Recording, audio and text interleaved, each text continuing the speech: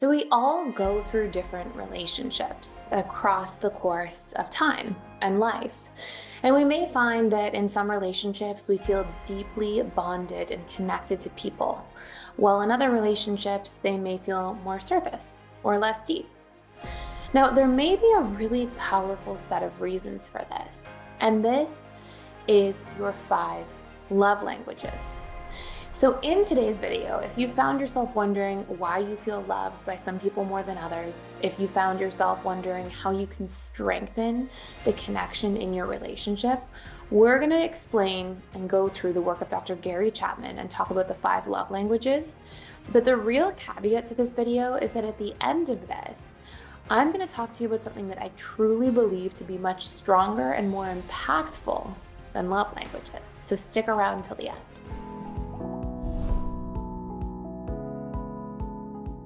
So if you're not familiar already, the work of Dr. Gary Chapman talks about how there are 5 love languages, and these languages are basically ways that we give and receive love. Now, the 5 love languages are number one, quality time, which is pretty self-explanatory. It's spending time with somebody. Number two, physical touch, which has a lot to do with physical affection, but also can sort of bleed into sex and intimacy. Number three, words of affirmation, which again, pretty self explanatory. It's telling somebody you love them or you care about them. And then there's acts of service, number four, and number five, gifts. Now, each person has sort of a ranking or a hierarchy in which they tend to process love through these love languages. Somebody really may feel more loved by words of affirmation, but may not really feel that loved if somebody gives them a gift. And this has a huge impact on our relationships. So, how does this impact our attachment style? First of all, if you're somebody who watches this channel quite frequently, but more importantly, at the end, is there something even more impactful through the ways that we give and receive love than the 5 love languages themselves? So, if you're familiar, there are 4 major attachment styles, and everybody has an attachment style. There's a secure one, and then there are 3 insecure attachment styles. Anxious attachment, which is sometimes needy or clingy in relationships and deeply fear abandonment.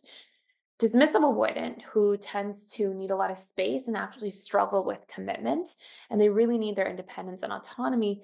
And the fearful avoidant, who's generally the hot and cold partner. They sort of have competing feelings about love. They want it, but it also scares them, and they get afraid of being trapped in the wrong relationship.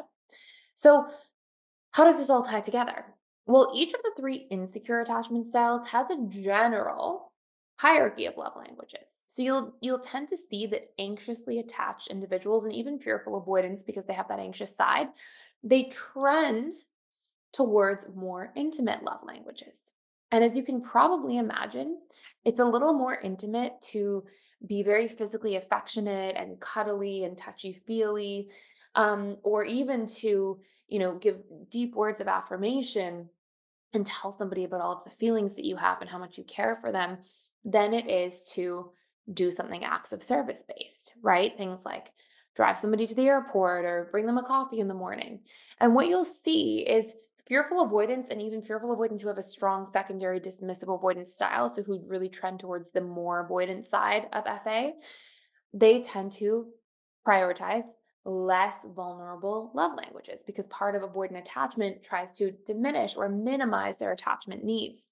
And so you'll generally see that fearful avoidance in FAs with a strong secondary DA side tend to have love languages that are stronger around things like acts of service, gifts. And then we may see that there is then quality time, some words of affirmation, but generally in a lighter way, and then physical touch, and that being a constant. So let's take sex and intimacy off the table for a moment. Being touchy feely, that tends to be something that trends much further down. Anxiously attached individuals and fearful ones with a strong secondary anxious side, they tend to prioritize things that try to keep proximity, because we know that more anxious leaning individuals tend to prioritize closeness. And so we'll see anxiously attached individuals really care for physical touch big time, a lot of like touchy feely, cuddly, PDA kind of situation sometimes. And also, Quality time tends to be huge, particularly if you're very present during that quality time.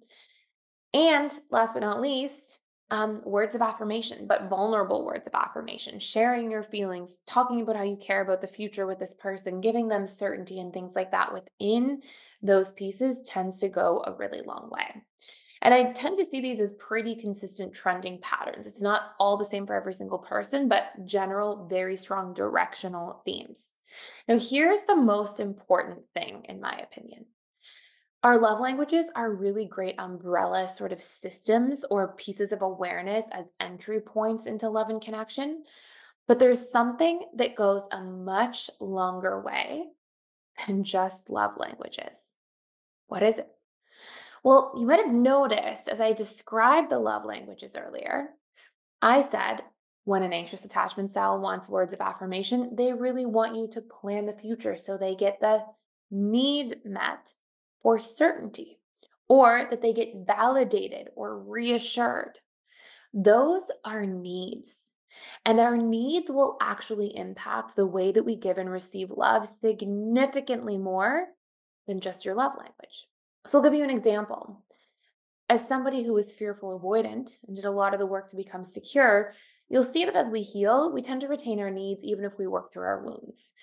And for me, I had a big quality time love language.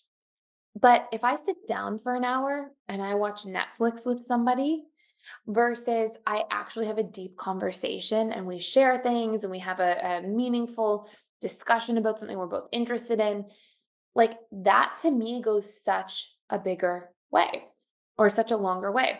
Why is that? That's because I have a big need for emotional connection. So, vulnerable conversations, deep conversations, really digging in and sharing things, that is much more powerful than just quality time. If quality time is this umbrella thing that could include watching television with somebody. So, when we get more specific into our needs rather than just our love languages, this is what goes a much longer way in the way that we feel loved by our partners or by people in life, even loved by people we're dating or cared for by people we're dating and connected to them as well. And also help people feel connected to us. Because if we pour into people and we understand what their needs are, it's a much more specific and in depth way that's going to land with somebody way better than simply these overarching themes of love languages, although love languages are a great thing to be aware of. I'll give some examples here for needs of different attachment styles. Anxiously attached individuals tend to have some big needs around reassurance, consistency, certainty, right? Which you can see in their need to get close, to know that you're going to be with them, right? Um, Validation, reassurance, intimacy and closeness, feeling wanted, feeling prioritized. These are big needs for the anxiously attached individual. On the flip side of that, dismissive avoidants feel loved and connected to people, yes, when they have their needs met for independence, autonomy, and freedom. But actually, dismissive avoidants really tend to feel loved when they feel appreciated, acknowledged, empathized with, understood, accepted, and supported.